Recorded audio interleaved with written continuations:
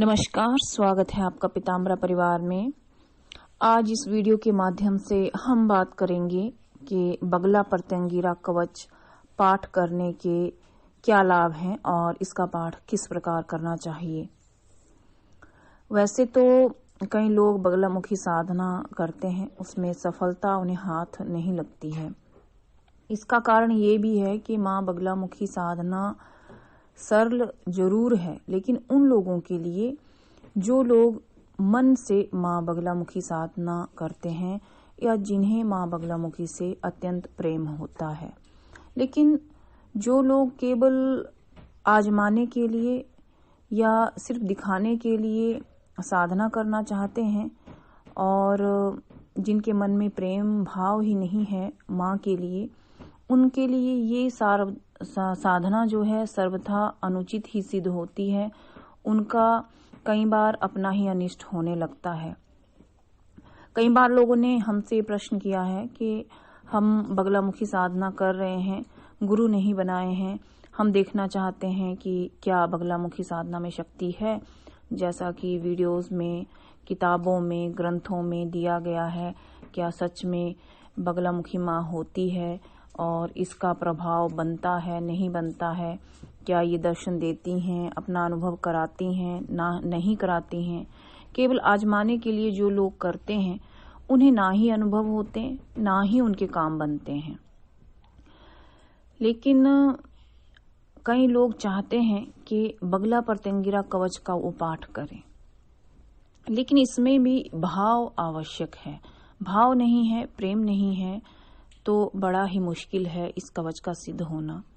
लेकिन फिर भी इस कवच के बहुत सारे फायदे हैं, बहुत सारे लाभ हैं।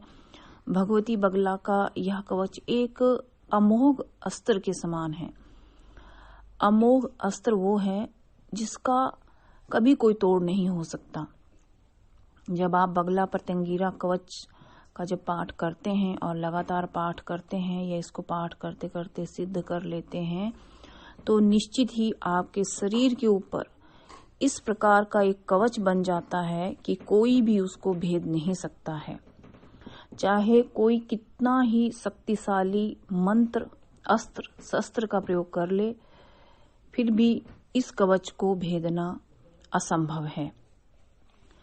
इस कवच के प्रभाव से वायु भी स्थिर हो जाती है।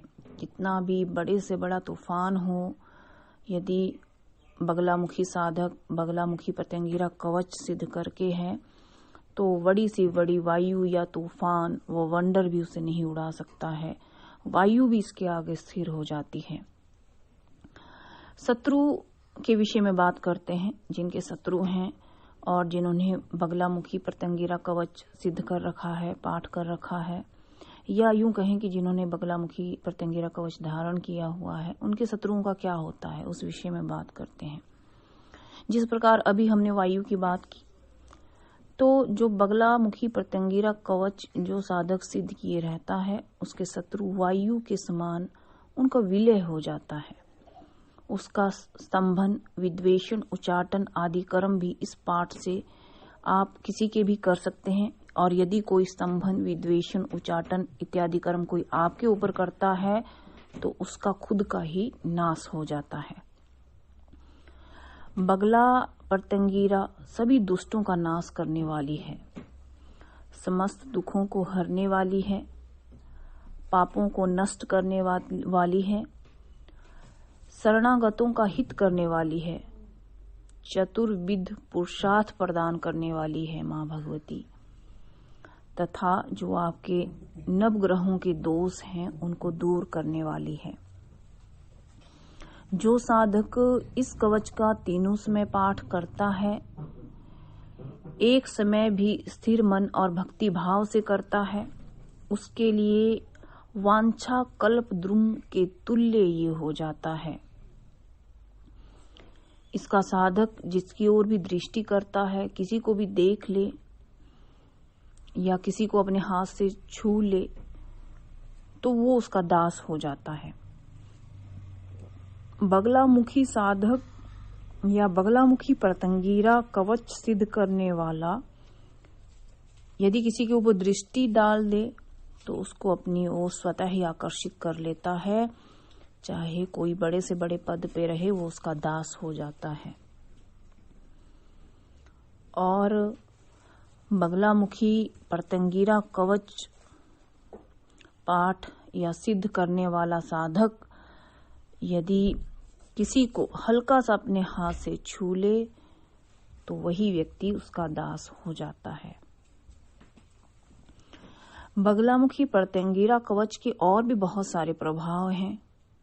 जैसे जो बगलामुखी पर्तंगिरा कवच सिद्ध किए रहते हैं, उनके शत्रु सदैव भ्रमित ही रहते हैं, स्तंभित रहते हैं, शोभित रहते हैं, मोहित रहते हैं, संहारित रहते हैं, द्रवित रहते हैं, जृंभित रहते हैं और संतानापित हो जाते हैं। जो बगलामुखी साधक हैं, उनके यदि कोई शत्रु हैं तो वो अपने ही कार्यों में व्यस्त हो जाते हैं, भ्रमित हो जाते हैं। वो इतने क्षोभ में डूब जाते हैं या शोक या दुख में डूब जाते हैं कि उन्हें ख्याल ही नहीं रहता है कि कोई उनका शत्रु है और मुझे उसका अनिष्ट करना है। वैसे इस कवच के पाठ करने से अनेकों अनेक अनुभव देखे गए हैं। कई बार ऐसा भी देखा गया है कि किसी के ऊपर चौकी बिठा जाती है, किसी का कृत्या प्रयोग किसी के ऊपर किया जाता है, तो जैसे जैसे आप बगला पर्तंगिरा कवच का पाठ करते जाएंगे तो वो चौकी नष्ट हो जाती है। कोई किसी ने यदि कृत्या प्रयोग किया होगा तो वो भी नष्ट हो जाता है। यदि नष्ट नहीं होता है तो दूसरी कंडीशन है, वो वापिस उसी व्यक्ति के पास लौट कर जाता है जिसने कृत्या प्रयोग किया हो या जिसने चौकी का उपयोग किया हो, वो उसी के पास लौट करके चला जाता है। बगलामुखी पर्तंगिरा कवच का एक अन्य और लाभ है। अभी हाल ही में हमने एक वीडियो अपलोड किया था कि मुठ कैसे कार्य करती है, मुठ कैसे चलाई जाती है। तो एक फायदा आप बगलामुखी पर्तंगिरा कवच का आप देख लीजिए कि जिसको ये कवच सिद्ध होता है, अगर उसके ऊपर कोई मुठ का प्रयोग कर देता है, तो जैसे मैंने आपको बताया था कि जब कोई मुठ आती है तो आपको किस तरह से ज्ञात होता है। जैसे ही आपको ज्ञात होता है या मुठ आपके सामने आती है तो स्वतः ही वो नष्ट हो जाती है।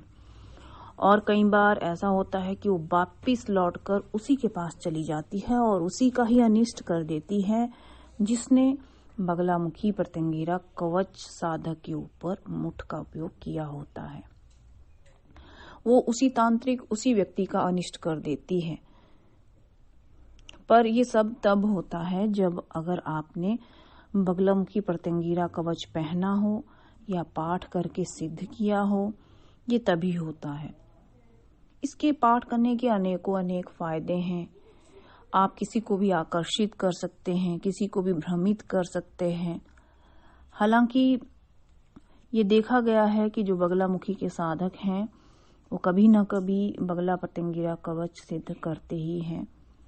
वैसे तीनों समय इसका पाठ करना चाहिए, लेकिन निश्चित संख्या में भी आप 21-21 बार पाठ कर सकते हैं। रात्रि को या सुबह 4 बजे उठ करके आप कर सकते हैं।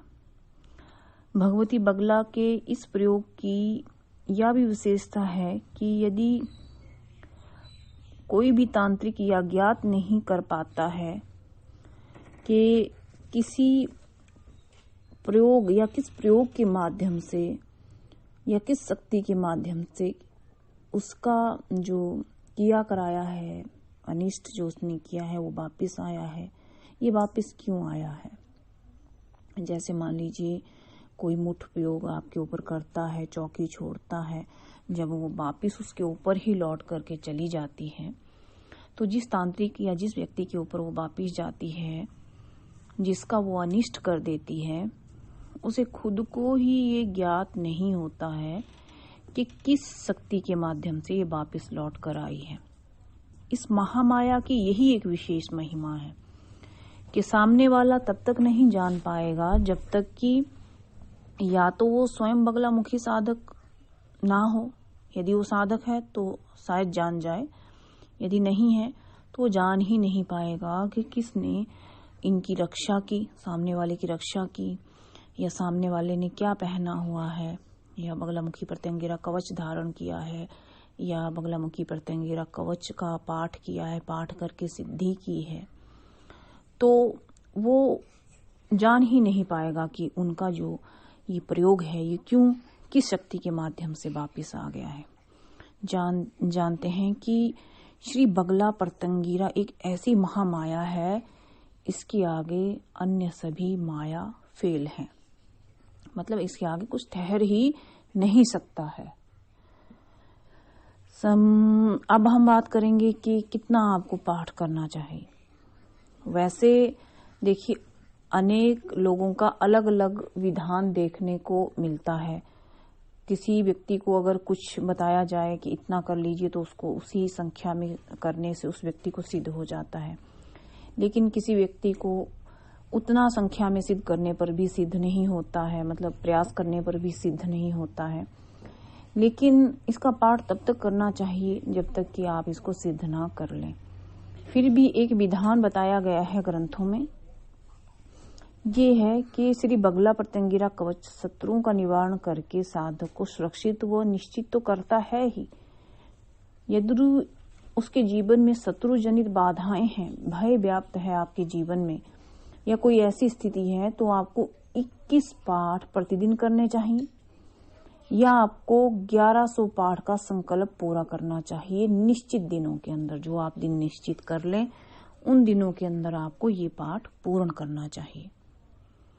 बहुत ही अच्छा कवच है, आप इसकी दीक्षा लेकर के अपने घर में आराम से पाठ कर सकते हैं। कोई विशेष विधि विधान की जरूरत नहीं है। या तो आप 1100 पाठ पूर्ण कर लीजिए, या प्रतिदिन 21 पाठ आप कीजिए, चाहे सुबह के समय कर लीजिए ब्रह्म मुहूर्त में उठ करके, या फिर आप रात्रि को भी कर सकते हैं। अगर आप सभी को यह वीडियो अच्छी लगी हो तो लाइक और शेयर कीजिए। जो लोग पीताम्बरा परिवार से दीक्षा लेना चाहते हैं वे अनुदान का नियम पूरा कर लीजिए। विशेष सूचना, आने वाले चंद्र ग्रहण पर 10 महाविद्या कवच, महामृत्युंजय कवच और सिद्ध बगलामुखी कवच, बगला प्रत्यंगिरा कवच बनेंगे। जो लोग अपने नाम से ये कवच बनवाना चाहते हैं वो अभी से ही हमें बता सकते हैं, व्हाट्सएप कर सकते हैं। जो व्हाट्सएप नंबर है आपके स्क्रीन पे दिया हुआ, उस नंबर पे व्हाट्सएप कीजिए और अपना डिटेल हमें सेंड कीजिए, ताकि 30 नवंबर को आपके नाम से जो भी कवच आप मंगवाना चाहते हैं वो सिद्ध किया जा सके और आपको भेजा जा सके। नमस्कार।